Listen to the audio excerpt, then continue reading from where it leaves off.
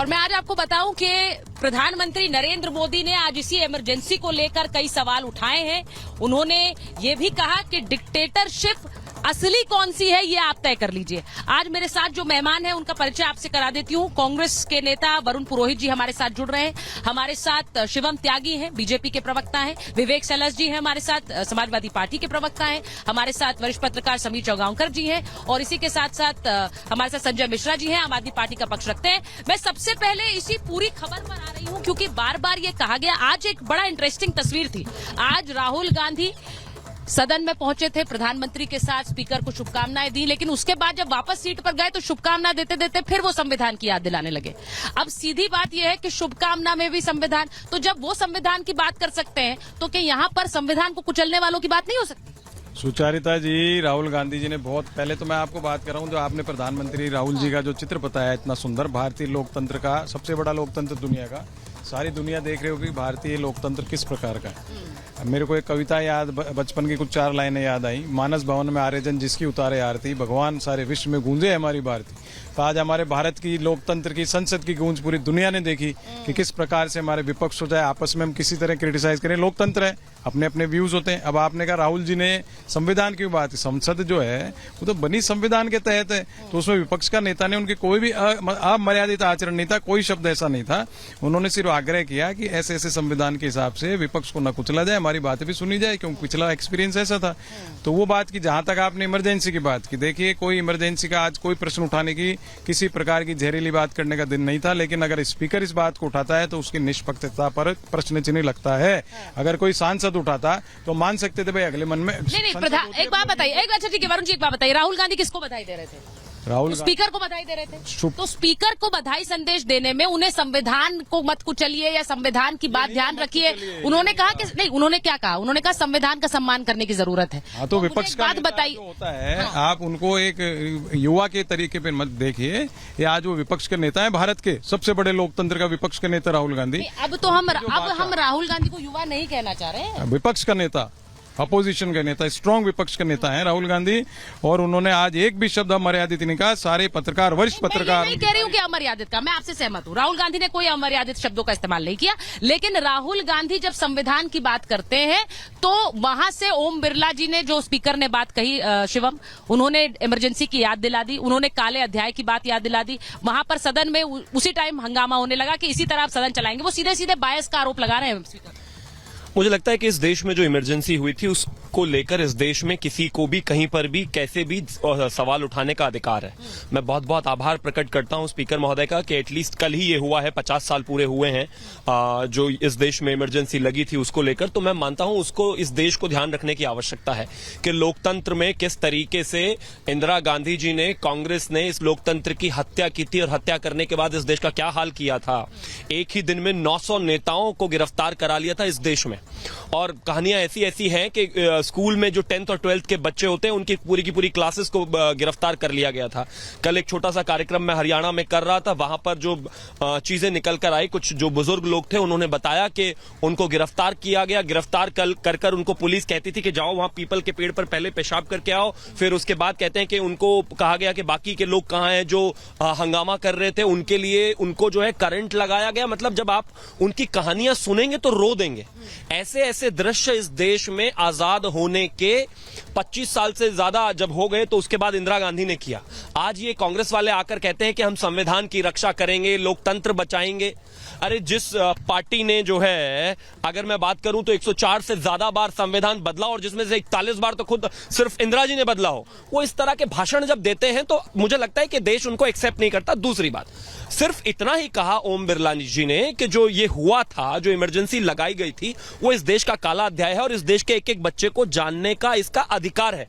इसमें मुझे समझ में नहीं आता कि संसद में जो ऑपोजिशन बैठा है उसको क्या दर्द हुआ, ठीक है, क्यों चिल्लाना शुरू कर दिया। एक बार पूछ रही हूँ क्योंकि जब उन्होंने कहा कि 2 मिनट का मौन उन लोगों के लिए रख लेते हैं जो इस यातनाओं का शिकार हुए, इमरजेंसी की यातनाओं का शिकार हुए। वो तस्वीरें भी हम लगातार दिखा रहे हैं, यातनाओं के शिकार हुए जिन लोगों की जान गई, तो लोगों ने मौन रखा। जो एनडीए का तक की तरफ के लोग थे सांसद, वो खड़े हो गए। जो विपक्ष के सांसद थे वो बैठे रहे। और मैं इसीलिए पूछ रही हूँ, समाजवादी पार्टी का स्टैंड इमरजेंसी पर क्या रहा है इसमें? देखिए 18वीं लोकसभा में हमको ये देखना चाहिए कि देश आगे कैसे बढ़ेगा, ये मेन बात है।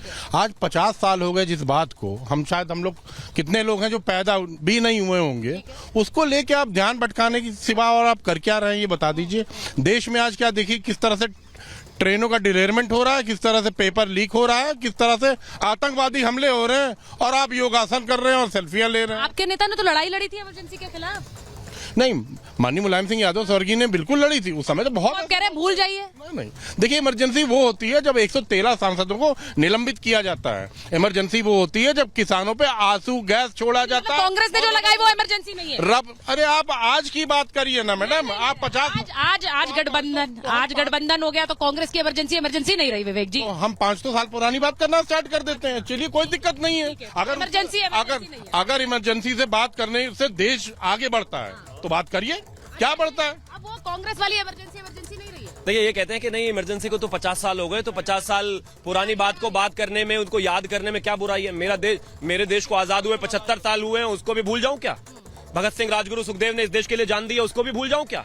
अंग्रेजों से मेरे देश के लोग कैसे लड़े हैं उसको भी भूल जाऊं क्या। मुगलों से देश कैसे लड़ा है, यहाँ पर किस तरीके की हालात रही है, वो सब भूल जाऊं मैं। कमाल बात हो गई। अपने बाप दादाओं को भूल जाऊं मैं, अरे कमाल हो गया, कैसे भूल जाऊं भाई। लेकिन अगर पूर्व में इस देश के लोगों के साथ जो बुरा हुआ है उसका याद रखना बहुत जरूरी है। ये देखिए ये इमरजेंसी वाले चिल्लाने लगे पीछे से, ये चिल्लाने लगे। कांग्रेस ने आजादी दिलाई, मत भूलो। मैं तो खुद ही कह रहा हूँ मत भूलो। आप बात करो आजादी दिलाई तो इमरजेंसी भी लगाई। इमरजेंसी में आम आदमी खुश था, पता कर लो आप। आम आदमी खुश था। बिल्कुल, मैंने देखी इमरजेंसी बचपन में। भाई ये तो बड़ी बात कह दी है वरुण जी ने। वो कह रहे हैं इमरजेंसी में आम आदमी खुश था। समीर जी जरा इतिहास में बताइए, क्योंकि मुझे तो अभी भविष्य की भी बात करनी है। Rahul Gandhi leader of opposition बन गए हैं, उनका रोल क्या होगा उस पर बात करूं, लेकिन वो कह रहे हैं इमरजेंसी में खुश थे। देखिए 25 जून 1975 को जब इंदिरा गांधी ने इमरजेंसी लगाई थी, और आज 26 जून है, 26 जून के सुबह 8 बजे उन्होंने देश को कहा था संबोधित करते हुए कि देश में आपातकाल लागू हुआ है। और 19 महीने जो देश के अंदर आपातकाल रहा उसमें नेताओं ने भुगता, देश की आम जनता ने भुगता, गरीबों ने भुगता और सबने भुगता। देश इस बात का गवाह है कि 19 महीने जो देश में आपातकाल रहा उस समय कितने काले कारनामे इंदिरा गांधी की सरकार ने किए थे और किस तरीके से नेताओं को जेल में डाला गया था। मुझे लग रहा है आज जो ब्लैक डे माना जाता है डेमोक्रेसी के अंदर, हर साल याद किया जाना चाहिए। मैं तो सरकार से कहना चाहूंगा कि 25 जून को वो छुट्टी डिक्लेयर करे कि ब्लैक डे डेमोक्रेसी था, जनता याद करे। और स्कूल के पाठ्यक्रम में शामिल होना चाहिए कि कैसे आपातकाल लगाया गया था, कैसे एक हाईकोर्ट का जजमेंट इंदिरा गांधी के खिलाफ इलाहाबाद हाईकोर्ट से आया और जज का जजमेंट न मानने के कारण हाईकोर्ट को नीचा दिखाने के लिए इंदिरा गांधी ने कहा मैं प्रधानमंत्री बनी रहूंगी, और उस कोर्ट का डिसीजन के खिलाफ इंदिरा गांधी ने देश पे आपातकाल लगाया था। मुझे लग रहा है देश को जानना बहुत जरूरी है। एक बार बड़ी खबर बता दूं कि लोकसभा में आपातकाल पर प्रस्ताव पर गृह मंत्री अमित शाह ने ट्वीट किया है और उन्होंने कहा है कि कांग्रेस की तानाशाही वाली मानसिकता एक्सपोज हो रही है। आपातकाल देश का काला अध्याय है, ये कहा। और साथ ही लोकतंत्र खत्म करना कांग्रेस की सोच रही। लोकतंत्र खत्म करने की सोच तो कांग्रेस की थी, कांग्रेस की सोच लोकतंत्र विरोधी रही है। ये अमित शाह का ट्वीट आया है। अब इस पर मैं बात कर रही हूं, ये बात मैं इसलिए कर रही हूं क्योंकि आज जब स्पीकर का चुनाव हुआ तो स्पीकर को चुनाव पर बधाई देते हुए बार बार संविधान और संविधान की बात, विपक्ष की आवाज जरूरी है संजय मिश्रा जी, इसमें कोई दो राय नहीं है। और हम बार बार कहते हैं मजबूत विपक्ष हो।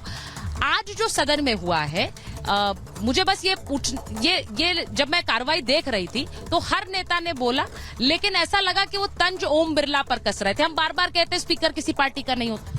नहीं, देखिए 1975 में इमरजेंसी लगी थी या नहीं लगी थी? लगी थी ना। बीजेपी बात कर रही है ना, तो पिछले 5 साल यदि इमरजेंसी दिखी तो वो उसकी बात कर रहे हैं। दूसरी बात 1975 की ये बात करेंगे, बिल्कुल नहीं भूलेंगे। उन्होंने कहा भगत सिंह को भूल जाऊं, सबको नहीं, किसी को मत भूलिए आप। वो बाप दादा तक बोले नहीं भूलूंगा, बिल्कुल नहीं भूले। बंगारू लक्ष्मण को देश भूल जाएगा जिन्होंने ताबूत घोटाले में सजाया जाते थे? आप मानते हैं उसको अपने सर पे लेंगे? भारतीय जनता पार्टी दोहराएगी इस बात को? तो मैं कहता हूँ इंदिरा गांधी का एक वो काल था, किस तरह से निर्णय लिया गया, क्यों निर्णय लिया गया, उसके बाद कांग्रेस सत्ता में रही है। और यदि आप कहते हैं कि लोकतंत्र खत्म करने वाली कांग्रेस है, तो लोकतंत्र बनाने वाले कौन से लोग थे? लोकतंत्र तो नेहरू ने बनाया था, पटेल ने बनाया था, उस वक्त के कांग्रेस के लोगों ने बनाया था। आप तो कहीं और काम कर रहे थे, अंग्रेजों के साथ मिलकर काम कर रहे थे। ये तो इतिहास गवाह है। तो मैं ये कहता हूं कि एक प्रधानमंत्री जो नरेंद्र मोदी ने काम किया और जो अटल जी ने काम किया, दोनों के अंतर है, सोच में, काम करने के तरीके में अंतर है। तो आप एक चीज को जो आपको कहीं सूट करता है, अभी हमारे इधर से बात आ रही है कि जनता को जो तकलीफ है, जनता को क्या तकलीफ हुई जरा बताइए हमको। आप भी उस बात को नहीं, आप उस बात से सहमत है कि इमरजेंसी में जनता को कोई तकलीफ नहीं हुई? जनता को कोई भी दिक्कत नहीं हुई।